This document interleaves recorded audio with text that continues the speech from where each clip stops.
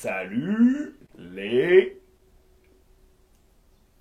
Aujourd'hui, on va parler hypertrophie, comprendre les mécanismes, et comme ça vous donnera des pistes de réflexion sur le pourquoi du comment certaines personnes progressent plus vite que d'autres, et pourquoi d'autres carrément stagnent. On va commencer par l'hypertrophie myofibrillaire. Donc, je vais vous la faire simple, les myofibrilles, ce sont les unités contractiles à l'intérieur des muscles. Donc là, vous voyez, en gros, c'est l'enveloppe d'un muscle, et là, des fibres musculaires. Ce qu'il y a à l'intérieur en vert, n'y faites pas attention, c'était juste pour pointer les fibres musculaires. Donc pour déclencher le processus d'hypertrophie myofibrillaire, il faut faire ce que l'on appelle du stress mécanique. Les fourchettes de répétition, c'est 6 à 8 reps. J'ai mis 10 reps entre parenthèses parce que c'est plus pour les exercices d'isolation, mais on n'est plus trop sur du stress mécanique pur quand on fait 10 répétitions, mais en même temps, quand on a fait 2 exercices vraiment très lourds en stress mécanique, faire de l'isolation avec une fourchette de répétition de 6 à 8 reps, je trouve que c'est peut-être un peu dangereux, sauf si on place un exercice d'isolation au début de la séance pour faire de la pré-fatigue pour cibler un point faible. Là oui, le 6 à 8 répétitions est pertinent, mais c'est plus une technique pour quelqu'un d'avancé. Le temps de repos. On est sur du 3 à 5 minutes. Oui, 5 minutes, c'est très long. Et j'ai mis 2 à 3. Là aussi, on est plus pour les exercices d'isolation. Mais un repos long et travailler lourd, c'est le seul moyen de déclencher le processus d'hypertrophie. Il y a des tonnes d'études là-dessus. Michael Gundin n'arrête pas de le répéter. Si vous ne travaillez pas lourd, vous ne progresserez pas. Le volume d'entraînement, forcément, il ne peut pas être élevé. Pour les petits groupes musculaires, 9 séries, quand on parle des deltoïdes, même si c'est un petit groupe musculaire, il y a plusieurs faisceaux et on peut faire beaucoup d'isolation, donc même en stress mécanique, le volume peut être augmenté. Et ensuite, pour les gros groupes musculaires, 16 séries, grand max, parce que quand on parle par exemple des jambes, pour les quadriceps, on peut faire 12, pour les ischios aussi, donc ça monte quand même plus aux alentours des 24, mais vraiment par muscle ciblé, pas par groupe musculaire, 16, c'est le grand maximum pour les pratiquants expérimentés. Pourquoi le volume ne peut pas être élevé? Parce que le stress nerveux est quand même très fort. Je vous invite à regarder ma vidéo sur la technique d'entraînement de Dorian Yates. Comme je le dis dans cette vidéo, plus l'intensité est élevée, plus le volume est faible. Et vice versa, plus l'intensité est faible, plus le volume peut être élevé. Naturellement, vous n'avez pas le choix que de travailler lourd si vous voulez faire grossir vos fibres musculaires. C'est tout, c'est comme ça.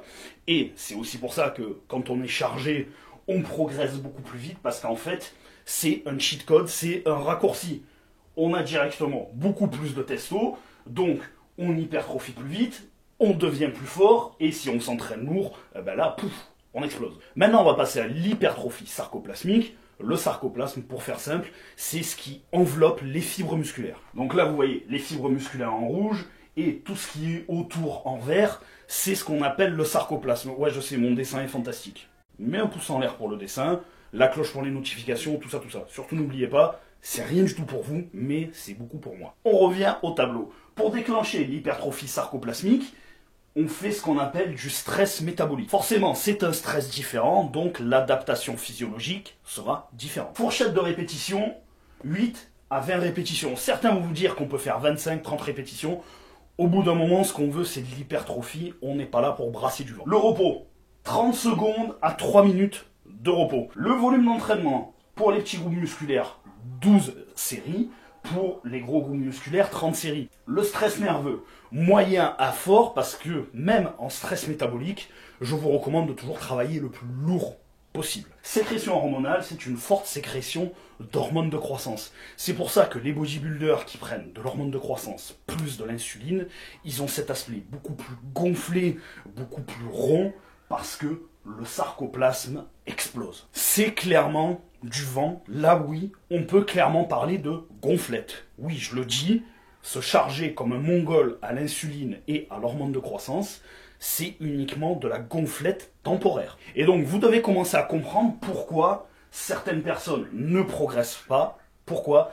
Parce qu'elles restent tout le temps sur du stress métabolique. Donc, des fourchettes de répétition qui sont assez hautes, des temps de repos qui sont courts, en général c'est 1 minute 30 avec du 12 à 15 reps. Le sarcoplasme ne peut pas s'étendre de manière infinie, sinon on n'arrêterait pas de gonfler et de gonfler. Donc quand les gens s'entraînent comme ça, ils ne comprennent pas pourquoi ils stagnent, et quand ils s'arrêtent de s'entraîner, ils ne comprennent pas pourquoi ils ont l'impression de fondre, parce que la seule chose que tu as entraîné, c'est faire gonfler tes réserves de glycogène. Parce que oui, petit détail que j'ai oublié, l'adaptation fonctionnelle du stress métabolique, c'est faire grossir les réserves de glycogène. En gros, on les vide le plus possible grâce à cet entraînement, adaptation fonctionnelle. Le corps, il n'arrête pas de vider les réserves de glycogène, c'est abruti. Donc, on va essayer d'en mettre le plus possible pour la prochaine fois. Mais encore une fois, ça n'est pas un processus sur lequel on peut progresser de manière infinie. Donc, dans un monde idéal, il faudrait faire les deux. Hypertrophier avec du stress mécanique lourd, et pour avoir cet aspect un peu plus gonflé, du stress métabolique. Mais se concentrer sur le stress mécanique, parce que c'est le seul moyen de progresser naturellement. Parce que le stress mécanique, c'est de la véritable hypertrophie. Ça, c'est du vent. C'est aussi pour ça que les bodybuilders qui se chargent comme des porte-avions et qui ne s'entraînent pas lourd ont vraiment cet aspect gonflé, mais non pas comme un Dorian Yates, un Ronnie Coleman ou un Branch Warren, cet aspect vraiment très dur, très sec, qu'on a l'impression que les mecs sont faits en béton, parce qu'en fait, ils ne font que de la sarcoplasmie. Alors que quelqu'un comme Dorian Yates ou Ronnie Coleman fait de l'hypertrophie myofibrillaire. Pourquoi? Travail très très lourd, donc adaptation fonctionnelle, hypertrophie de la fibre musculaire. Donc faites les deux, et de toute façon pour ne pas vous blesser et pour ne pas aller jusqu'au surentraînement et au crash nerveux, ne faites pas du stress mécanique plus de 4 à 6 semaines. Maximum. Il y a tout un tas de façons de faire ça. Vous pouvez faire un mois l'un, un mois l'autre. Vous pouvez faire la première partie de votre entraînement sur du stress mécanique et ensuite basculer sur du stress métabolique. Vous pouvez entraîner par exemple vos points faibles beaucoup plus sur du stress mécanique et vos points forts sur du stress métabolique. Ça, c'est à vous de voir, de trouver ce qui vous convient. Maintenant, avec ce que je viens de vous expliquer, j'espère que vous comprenez pourquoi est-ce qu'on dit que la fourchette idéale, c'est 8 à 12 répétitions. Parce qu'en fait, on n'est pas totalement dans du stress mécanique, mais on n'est pas totalement dans du stress métabolique. On est entre les deux. On travaille très lourd, donc sécrétion de testostérone, mais vu qu'on congestionne et qu'on vide quand même les réserves de glycogène, sécrétion d'hormones de croissance. Donc on joue sur les deux tableaux. C'est pour ça que c'est le meilleur des mondes. Et aussi, c'est pour ça que je vous disais que en stress métabolique, on peut se permettre de prendre des temps de repos 4 minutes, 5 minutes, en travaillant sur 10-12 répétitions, vous allez prendre plus lourd, vous allez devenir plus fort, mais vu que vous congestionnez aussi, vous allez jouer aussi sur les réserves de glycogène et la sécrétion d'hormones de croissance, en plus de la sécrétion de testostérone due à un travail lourd. Quand on parle d'hypertrophie, en réalité, on ne fait jamais l'un ou l'autre. On est toujours en train de jouer sur un curseur qui se déplace légèrement. Et bien sûr, selon les temps de repos, selon les fourchettes de répétition, on va plus tendre vers quelque chose qui est plus un stress mécanique ou vers quelque chose qui est plus un stress métabolique.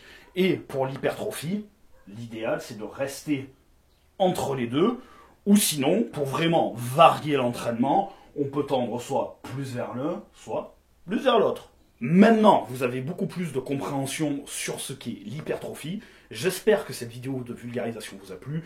Comme d'habitude, vous avez tout ce qu'il faut pour me contacter dans la description de la vidéo. Si jamais vous voulez me faire un don pour soutenir la chaîne, il y a le PayPal spécifique pour la chaîne. Si vous voulez du coaching, pareil, contactez-moi en message privé sur Instagram ou sur mon adresse mail. Un petit pouce bleu, ça fait jamais de mal, ça aide toujours la chaîne. Je vous dis à bientôt pour une prochaine vidéo. Ciao!